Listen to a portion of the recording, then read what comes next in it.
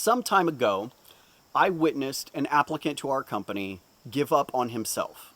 Now, I would like to stand here and think that I would never give up on myself or my future, my family, my children, or their future, or for that matter, anybody that depended on me. And I would like to think that you would never give up on yourself or your future or any of the people that depend on you. And through making this video, I'm here to challenge that belief and make you ask some serious questions about yourself. So, hang around. But to begin the video, I want to start with a riddle. I'm willing to bet that most people don't know or understand the significance of the numbers 1, 24, 1,440, and 86,400, and how those numbers relate to you and giving up on yourself. Now, unlike what seems to be a growing trend of companies across the country of hiring any warm body to fill a position and keep the business doors open, that is not what happens at our company. At our company, it's incredibly difficult to get a job. Now, I'm not saying it's the most difficult company to get a job at, but it definitely isn't easy. Now, like in most companies, there's a variety of ways that you can start the hiring process. Maybe you just walk in the door and fill out an application or send in a resume and ask for an appointment. Maybe I recognize your talent and invite you to apply. Or, in the case of the gentleman that applied at our company some time ago, maybe another employee recognizes his talent and says, "Hey bud, you should apply at this company." Well, he did. And being that he was an employee referral, he walked in the door with a huge advantage because being an employee referral deserves merit. Now, the hiring process at my company is a 3-step process, and each of those steps is done in order of difficulty, with the most difficult item being done first and the easiest item being done last. The most difficult part of the hiring process is the job interview. 8 out of 10 of the people that apply for a job are not invited to continue on the process. And it begins with an interview where myself, a member of management, the office manager, a supervisor, and a field employee will typically sit down with you and have the interview. It's going to be really detailed and we're going to ask a ton of questions. And if we like everything that we hear, you'll be invited to continue in the hiring process and move along to step 2. Now, step 2 is a paid, on-the-job working interview. And that has about a 50% fail rate where applicants are not invited to continue on the process. See, just because I, the business owner or a supervisor, likes you, that doesn't mean that you're automatically hired. Because it's not me that you're going to be working with every day. It's the members of the crew. And I think that the crew of a company should have a pretty big say in who gets invited to work at that company. So that means after some pretty detailed legal paperwork and safety equipment being issued, you're going to go out into the field and work with the crew in the 3 main areas of our business. Now, day 1, you're probably going to be working on some septic systems, digging them up, pumping them, inspecting them, working side by side with our crew that's doing that job. Day 2, you're probably going to be working on some wells, some pressure systems, some electrical, pulling pumps, making connections, all that stuff. Day 3, probably going to be doing some plumbing. You're going to see what it's like to crawl underneath a single-wide house and fix plumbing and make repairs. You're going to see pretty much every aspect of our company in those 3 days. You're going to have a chance to evaluate, is this something I want to do, or is it time for me to peace out? But the crew is also evaluating whether or not they want to work with you. Do you do what you're supposed to do? Do you follow instructions the first time you're told? Do you work hard? And here's the thing. If the crew doesn't want to work with you, I'm not going to overrule them. If they don't believe you're a good fit for the company, you're not invited to continue. But this applicant passed the on-the-job 3-day working interview, and the crew has decided, yeah, he's good. Let's have him work here. And now we're on to the third part of the hiring process, the basic skills test, reading, writing, arithmetic, and public speaking.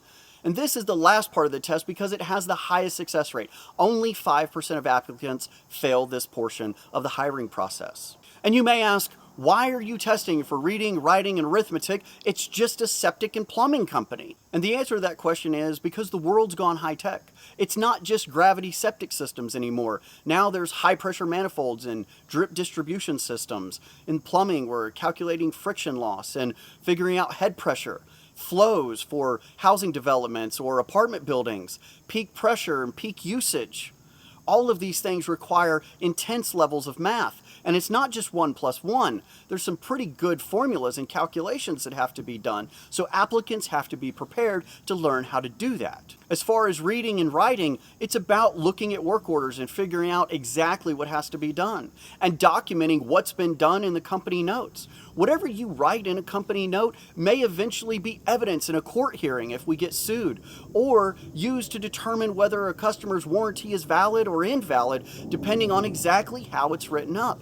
Everything that a technician writes needs to be very well written, accurate, and articulate, not only to protect the company, but also to protect the customer. And public speaking has more of a role in today's world than it ever has. You have to be able to explain to a customer why they just spent $30,000 on a new system of their house and how it's going to function, what it's going to do, and why they need it.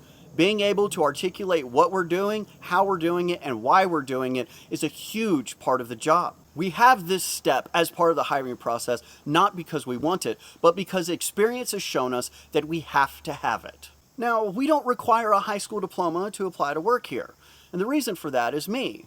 I dropped out of high school, and it would seem awfully hypocritical for me to tell somebody that they had to have a high school diploma whenever I didn't for a long time. Now, it's worth noting that half of the people that work here have college degrees, and half of those have advanced degrees. But you don't actually have to have a high school diploma, and this applicant didn't. But you do have to be able to pass a basic skills test, and this applicant most certainly did not. He did fine on the public speaking, but tragically failed the reading, writing, and arithmetic, to the point that the alphabet was a challenge for him. So to give you a little bit of background on the applicant, he's 34 years old, married, had a kid, and one on the way. He was working in another septic company, he was running into some problems. See, they were paying him $12 an hour, and he was working a 40-hour week. We know this because he showed me his paycheck and his time clock app. But there were a couple of weird things that were red flags. Number one, 40 hours a week and $12 an hour shouldn't yield a paycheck that's only $200 a week. But that's what he had. And the paycheck was handwritten on a personal account. And whenever the employee would question why he was only being paid about $200 for 40 hours worth of work, he got the same answer every time. They'd pat him on the shoulder and say, "Taxes, bro, taxes." Needless to say, the employee was being taken advantage of, and we very quickly figured out through the basic skills assessment why. He couldn't read, he couldn't write, and he definitely couldn't do math. Now, whenever he completed the test, he knew he had failed it. He was incredibly frustrated taking the entire thing, but he took the initiative, really tried hard, and did attempt the entire thing. But whenever he was done and turned it in, he stepped outside to call his wife.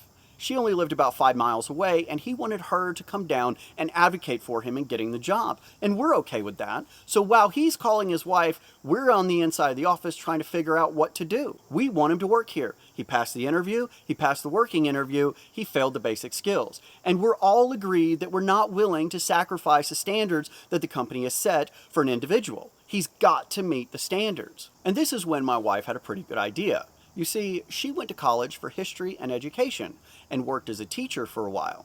She had experience teaching elementary and middle school and special ed. She's actually a pretty good teacher. And this was her idea. She said, hire him. Hire him at the same thing that he's making at the other company. Put him at 40 hours a week. But we'll pay him an honest $12 an hour instead of him being ripped off by the other company. And his full-time job, 8 hours a day, will be to learn. I'll be his one-on-one tutor. We'll teach him everything he needs to know to pass a basic skills assessment, and I'll even help him get a GED. And then, whenever he can take an active role in the company, he'll get the pay bump. Now, my wife came up with this idea all on her own, and everybody liked it, including myself. The employee would get a job, an honest paycheck, on payroll. He would get to improve himself. He would get a GED. And whenever he was able to pass a basic skills assessment, he would get a pay bump. That would take him from the roughly $10,000 a year that he's making now to $40,000 a year, a $30,000 increase. Not a bad deal. Everybody agreed. So we go and get the employee and bring him back in, and we present him with this idea. Now, after my wife finished laying out this entire thing, his wife was incredibly excited. She was smiling, taking his arm, shaking it, encouraging him to go ahead and take this job. But he wasn't sold. As a matter of fact, his head was down, he was staring at his knees, and he was kind of shaking his head. And he just said, "I don't know." Now, at this point, I was about to say something incredibly stupid like, what do you mean you don't know? We just offered you like a sweetheart of a deal. We're going to take the financial hit while you improve yourself. But before I could say any of that, my wife grabbed my arm and gave me that look. That look that only a wife can give that says, hey, husband, shut up and let me handle this. Now, they talked, and he had concerns. He thought he was too old to learn, that he was too stupid, he'd never done good in school, and he really doubted his ability to complete the task before him. And my wife, very calmly and very elegantly, took to reassuring him and explaining that he wasn't stupid. We could all tell that, and that she would 100% be able to walk him through this entire process, that this wasn't a problem. But he wasn't sold and wasn't convinced. Now, after my wife finished talking, his wife started talking to him, and she took his hand and took his arm and said, honey, you're smart, you can do this, and offered him words of encouragement. But they didn't help. He just stood up and walked outside. And that was him saying that he couldn't do it. He didn't believe in himself. Now, she followed him outside to try to change his mind, to convince him otherwise. But he had, in that moment, given up on himself. Now, everybody at the company was in 100% agreement that we would not sacrifice our standards for one person. And in that moment, when he made up his mind and walked out, we also made up our mind. You can lead a horse to water, but you cannot make it drink. And we're not going to sacrifice our standards for an employee who's not willing to try to meet them and to invest in themselves and to show that initiative. If he wasn't willing to work on himself, we weren't willing to hire him. Now, here's the thing. I know that there's a ton of people out there in the world that have the exact same feelings about themselves that this person had about himself. That they're too old or too stupid or too slow or too whatever to learn something new, to improve themselves, to increase their station in life. And to all of those people out there, I have this to say. So all through school, I was a solid C-D student. Too stupid for the system to pass me, but I was too much of a pain in the ass for them to keep me around. So like a pipeline, they just pushed me through on to the next grade without me ever really learning what I was supposed to. And without exception, I was fired from every single job that I ever held. And this culminated to me losing nearly everything that I had. Losing my house and being homeless, sleeping in the back of my truck in the mountains of Western North Carolina through the summers and through the winters. By every measure and every standard, if there was someone that was destined to be a failure, it was me. And I knew exactly how this guy felt. The only difference in him and me is I got tired of being broke and living like that and set my mind to change it. I set my mind to learning new skills and new trades and reading books, and eventually went back to school. I earned college degrees and started a business, and that business failed. I started another business, and it failed. Business after business after business that I started was failure after failure after failure. But with each one of those failures, I learned something, and I integrated that knowledge into the next business that I started. And again, they failed. And again, I learned more. Eventually, I failed so many times that I learned how not to fail.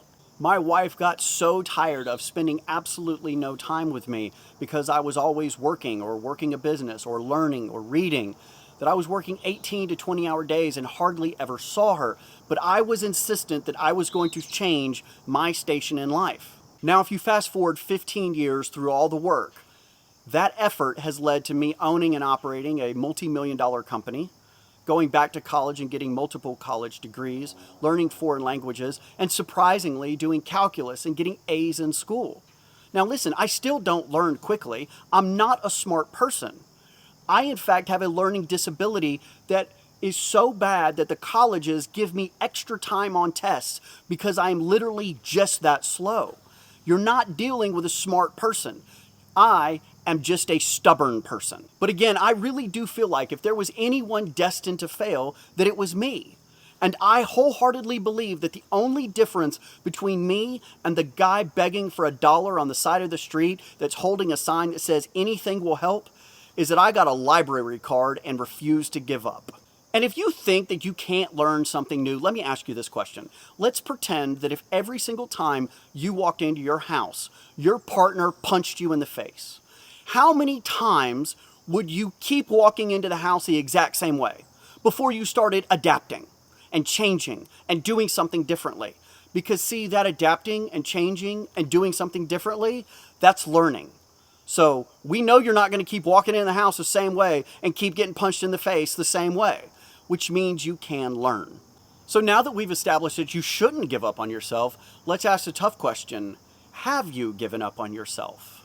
And you probably don't call it giving up on yourself. You've probably given it a more convenient name, something that doesn't scream that you've given up on yourself. You probably call it something like you've reprioritized your life, or you've given yourself a convenient excuse. You've probably said something like, you don't have time. And to that, I will remind you that the beggar and the billionaire both have the same amount of time in their day. One day is 24 hours, 1,440 minutes, or 86,400 seconds. You have the time. And if you don't have the time, make the time. You're sleeping for 8 hours, sleep faster. Get it done in 6. See, a lot of people don't realize that they wake up before they want to get the kid on the bus so that he can get to school. Or they wake up before they want to go to work. So they're waking up early for their boss. But they won't take the time to wake up early for themselves, to improve themselves, to make their life better. And by default, make all the people that they care about and that depend on them make their lives better. So why will you do it for other people, but you won't do it for yourself? So to close this video out, don't give up on yourself. Guys, I really appreciate you hanging out watching the video. This video was incredibly difficult for me to make. I spent about 6 hours working on the script for it, and still 90% of the video was improv. I really hope that in watching this video, someone is going to reprioritize themselves and work on making themselves better and doing better for themselves. Please jump in the comments and let me know, number one, did you know what the numbers were at the beginning of this video? And number two, did you enjoy the video and did it make a difference in your life? I will see you guys on the next video. The best way to support the channel is hit the like and subscribe button, or head over to the merch store where you can get a shirt that says actions are greater than talk.